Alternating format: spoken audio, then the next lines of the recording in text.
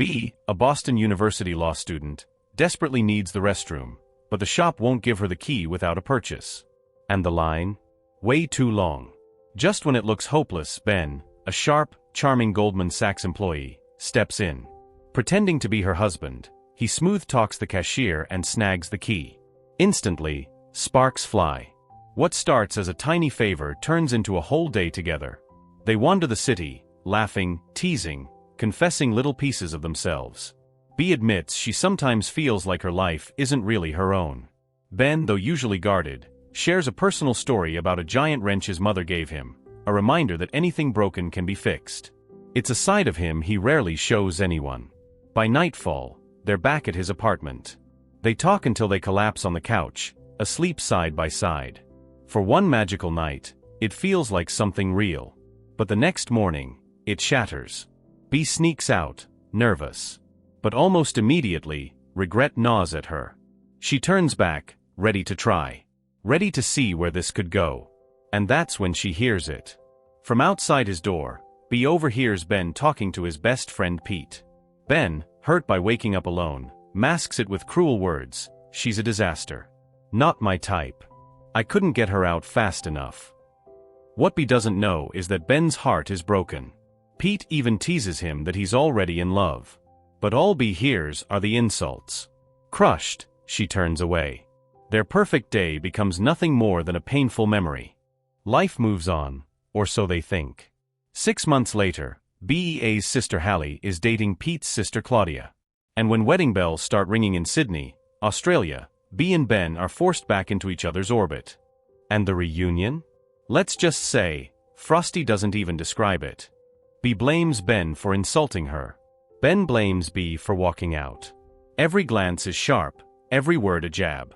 And just to make things even worse, is dismayed to find that Ben is not only on the same flight to Australia as her, but that they will both be staying at Claudia and Pete's parents' house in the days leading up to the wedding.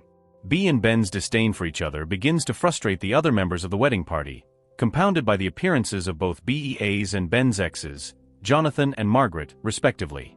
Claudia tells Ben that she loves Halle very much and wants a perfect wedding. Margaret is Claudia's cousin and is hence invited to the wedding. Margaret is now dating Beau. Both of their exes show up.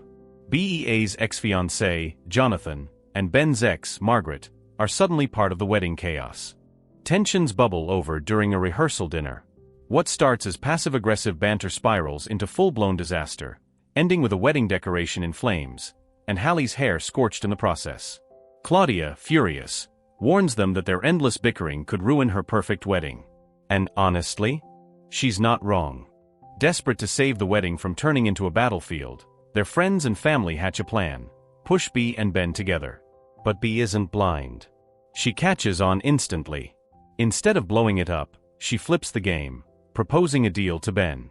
They'll fake being a couple. For Bea, it gets her parents off her back about reconciling with Jonathan. For Ben, it makes Margaret jealous. A win-win, right? At least, in theory. The charade starts off awkwardly.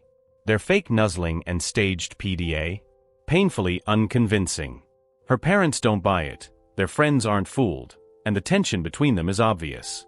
But then comes the boat party. In a scene straight out of Titanic, Bea and Ben stand at the bow, arms wide, laughter echoing. For a fleeting moment, it feels real.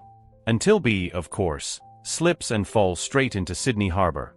Without hesitation, Ben dives in after her. And there, stranded on a buoy, dripping wet and shivering, the walls finally start to crack. Bea admits she dropped out of law school. Ben admits he was hurt when she left.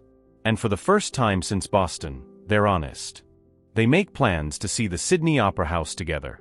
That night, their chemistry finally boils over, and they end up in bed. But just when it seems perfect, Bea, terrified of her own feelings, mutters that maybe all of this has been a mistake. Ben hears every word. And by morning, he's gone. The big day arrives, but emotions are messy. The morning of the wedding, Margaret asks Bea for her blessing to rekindle things with Ben. Bea accepts, claiming that she was only situationally involved with him.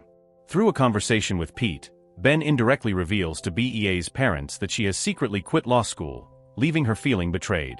After overhearing Halle and Claudia arguing, After the family dog destroyed their wedding cake just before the ceremony, Ben convinces Bea to pretend to reconcile for the sake of the wedding. The wedding itself goes smoothly, but during the reception, Bea spots Margaret kissing Ben. What she doesn't see is Ben pulling away, making it clear he doesn't want her. Shattered, Bea leaves quietly, heading for the Sydney Opera House, the place where everything was supposed to begin again. But Ben has had enough of running. Fueled by his love for her, he takes the most outrageous leap yet, literally.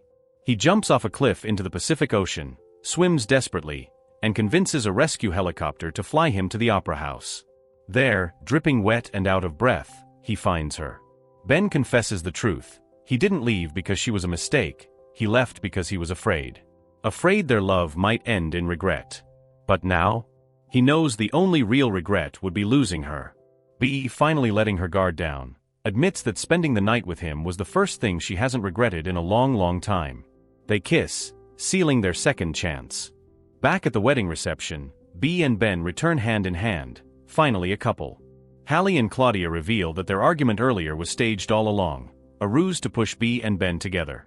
The families cheer. The chaos fades. Even Jonathan and Margaret find comfort in each other. And in the middle of it all, Bea and Ben finally accept what was obvious from the start. Sometimes the person you can't stand is the one you can't live without. Anyone but you.